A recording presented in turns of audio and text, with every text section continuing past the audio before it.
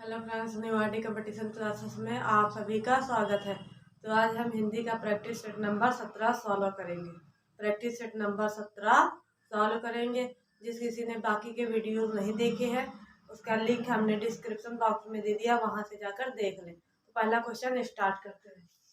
पहला क्वेश्चन है तीर। तीर का पर्यायवाची शब्द क्या होगा? कह रहा कि तीर का पर्यायवाची शब्द क्या होगा? ए ऑप्शन है नाराज, बी ऑप्शन है कीर, सी ऑप्शन है मेदिनी और डी ऑप्शन है केतु।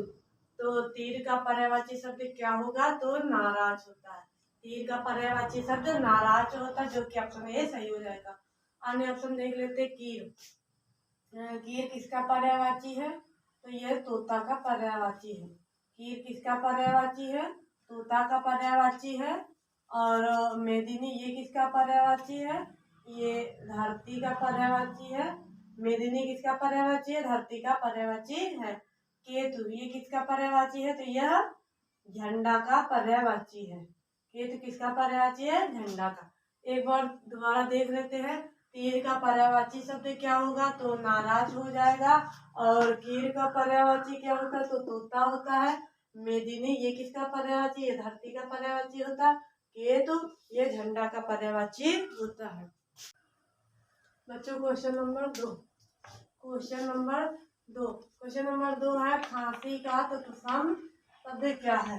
खांसी का तत्सम शब्द क्या है? तो ऑप्शन ए है काश, बी ऑप्शन है कैवर्त और सी ऑप्शन है कसपट्टिका, डी ऑप्शन है उपालिका। तो खांसी का तत्सम शब्द क्या हो जाएगा? तो काश हो जाएगा। काश ऑप्शन ए सही हो जाए। खांसी का तत्सम क्या हो जाएगा? काश हो जाएगा। अन्य ऑप्शन देख लेते हैं। केवल ये इसका तद्भव क्या होगा? तद्भव अगर आपसे पूछा जाए कैवर्त का तद्भव क्या होगा? तो होगा केवट। क्या हो जाएगा? केवट हो जाएगा। और कसपट्टिका इसका तद्भव क्या होगा? तो कसौटी हो जाएगा। कसौटी। कसपट्टिका का तद्भव क्या हो जाएगा? कसौटी हो जाएगा। उपालिका का तद्भव हो जाएगा पूड़ी। उपालिका का तद्भव क्या होगा? पूड़ी। एक बार फिर से देख लेते हैं। खांसी का तत्सम शब्द क्या होगा? तो काश होगा। क्या होगा? काश होगा। कैवर्त का तद्भव क्या हो जाएगा? केवट हो जाएगा। कसपट्टिका का तद्भव कसौटी हो जाएगा। उपालिका इसका तद्भव क्या हो जाएगा? पूड़ी हो जाएगा। बच्चों क्वेश्चन नंबर 3 है हला युद्ध। हला युद्ध किसका पर्यायवाची शब्द है? क्या पूछ रहा? पर्यायवाची पूछ रहा। हला युद्ध किसका पर्यायवाची है? तो ऑप्शन ए है मसूली, बी ऑप्शन है माधव, सी ऑप्शन है करका, डी ऑप्शन है उन्नी। तो हला युद्ध किसका पर्यायवाची है? तो मसूली का पर्यायवाची है। ऑप्शन ए सही हो जाएगा। हला युद्ध किसका पर्यायवाची है? मसूली। अच्छा, हला युद्ध और मसूली ये दोनों किसके हैं? हला युद्ध और मसूली इसको ये किसके दोनों पर्यायवाची? बलराम के हैं। बलराम। हला युद्ध और मसूली ये दोनों किसके पर्यायवाची हैं? तो बलराम के। अन्य ऑप्शन देख लेते हैं। माधव। माधव किसका पर्यायवाची है? तो ये बच्चों बसंत का पर्यायवाची है। बसंत का पर्यायवाची क्या हो जाएगा? माधव। करका ये किसका पर्यायवाची है? घन बल्लवी। और एक और दूसरा देख लेते हैं। बिजली।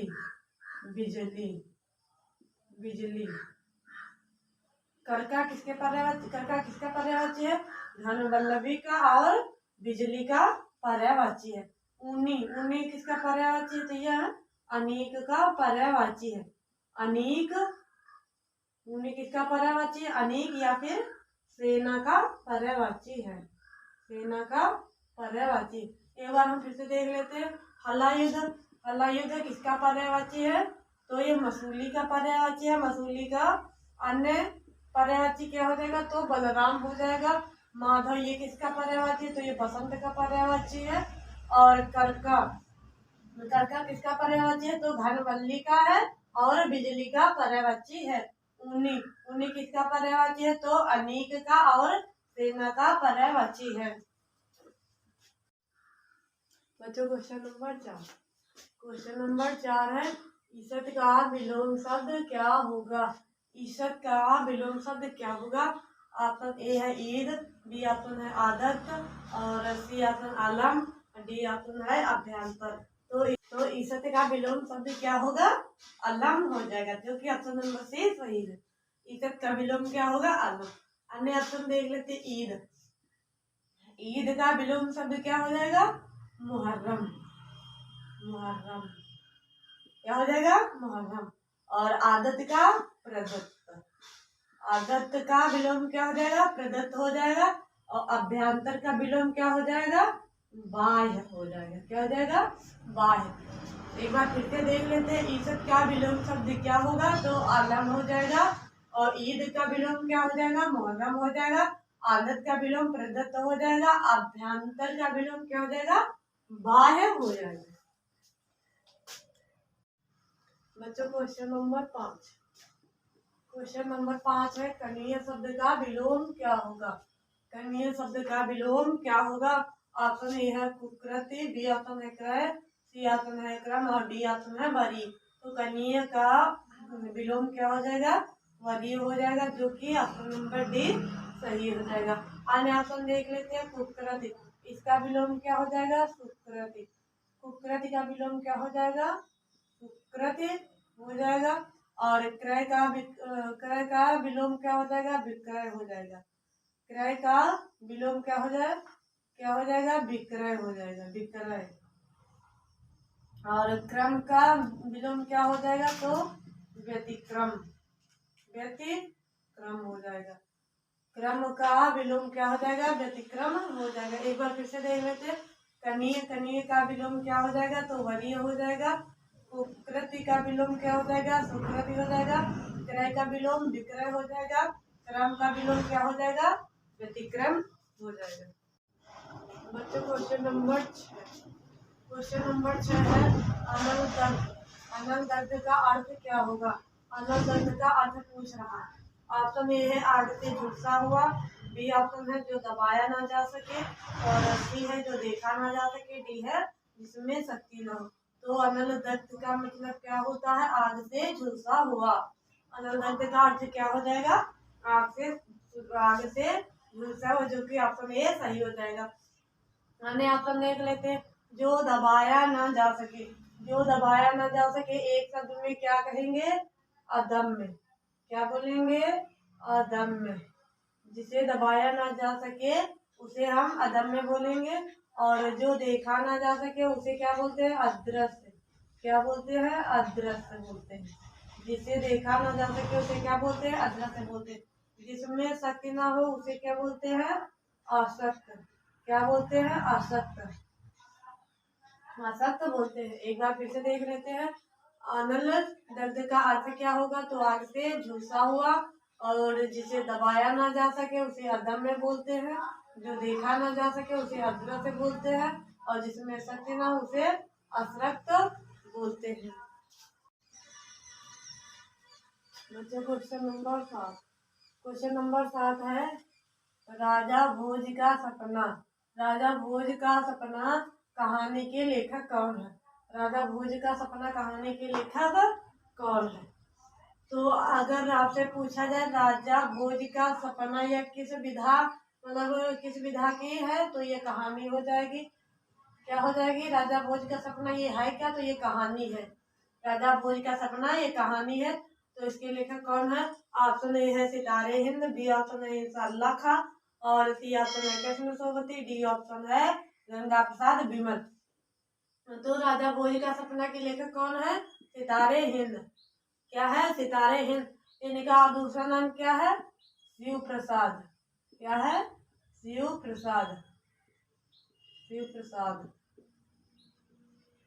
सितारे हिंद को शिव प्रसाद भी कहा जाता है।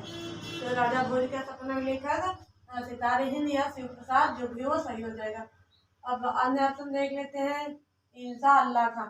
इनकी कहानी है रानी केतकी की कहानी। रानी केतकी, रानी केतकी की कहानी, रानी केतकी की कहानी। अगर आपसे पूछा जाए रानी केतकी की कहानी के लेखक कौन है तो इंशाअल्लाह खान हो जाएगा। कृष्ण सोबती, इनकी रचना है यारों के यार। यारों के यार ये किसकी है? यारों यारों के यार, यारों के यार ये इसके रचनाकार कौन है तो कृष्ण सोबती। यारों के यार किसकी रचना है तो कृष्ण सोबती की है।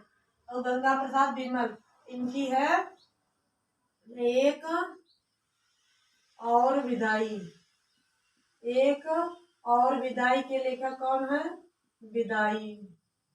एक और विदाई के लेखक कौन है? गंगा प्रसाद बिमल। एक बार फिर से देख लेते हैं। राजा भोज का सपना, इसमें कौन सी विधा है तो यह कहानी है। क्या है? कहानी है। और इसके लेखक कौन है राजा भोज का सपना तो सितारे हिंद है। सितारे हिंद को शिव प्रसाद भी कहा जाता है। इंशाअल्लाह खां की कहानी रानी केतकी की कहानी हो जाएगी। कृष्ण सोबती, कृष्ण सोबती की रचना है यारों के यार। और गंगा प्रसाद बिमल की है एक और विदाई। एक और विदाई के लेखक कौन है? गंगा प्रसाद बिमल। बच्चों क्वेश्चन नंबर 8। क्वेश्चन नंबर 8 है बिनु पद चले सुने बिनु काना, कर बिनु कर्म करे विधि नाना। इस चौपाई में अलंकार पूछा जा रहा है। क्या पूछा जा रहा है? अलंकार पूछा जा रहा है। बिनु पद चले सुने बिनु काना, कर बिनु कर्म करे विधि नाना। इसमें कौन सा अलंकार है तो ऑप्शन ए है तदगुण अलंकार, बी ऑप्शन है विभावना अलंकार, सी ऑप्शन है यमक अलंकार, डी ऑप्शन है अनुप्रास अलंकार। तो इसमें कौन सा अलंकार हो जाएगा? विभावना अलंकार हो जाएगा। कौन सा अलंकार? विभावना अलंकार हो जाता, विभावना अलंकार होगा।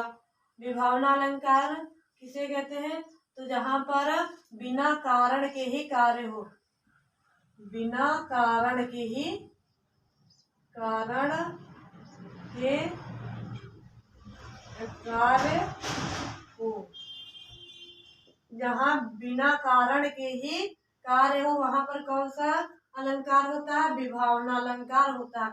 जैसे बता बिनु पद चले, बगैर पैर के, बगैर पैर के चलता है। सुने बिनु काना, बिना कानों के सुनता है। बगैर पैर के चलता है, बगैर कान के सुनता है। तो इसमें कारण है ही नहीं लेकिन बगैर कारण के ही कार्य हो रहा, तो कौन सा अलंकार हो जाएगा? विभावना अलंकार हो जाएगा। आने ऑप्शन देख लेते तदगुण अलंकार। तदगुण अलंकार का होता है इसका पहचानने का तरीका है मतलब अपने से अपने गुण को छोड़कर किसी दूसरे वस्तु के गुण को ग्रहण करना। अपने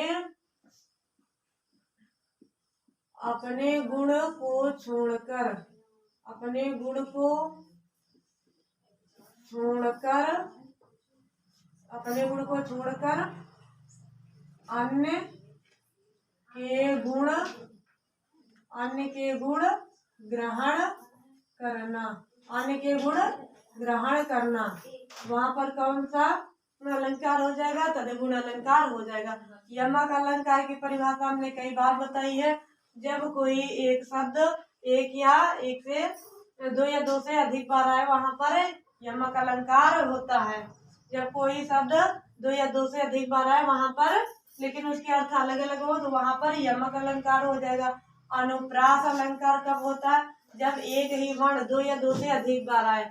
एक ही वर्ण, एक ही वर्ण दो या दो से अधिक, एक ही वर्ण दो या दो से अधिक बार आए तो वहां पर कौन सा अलंकार हो जाता है? अनुप्रास अलंकार हो जाता है। एक बार फिर से देख लेते हैं।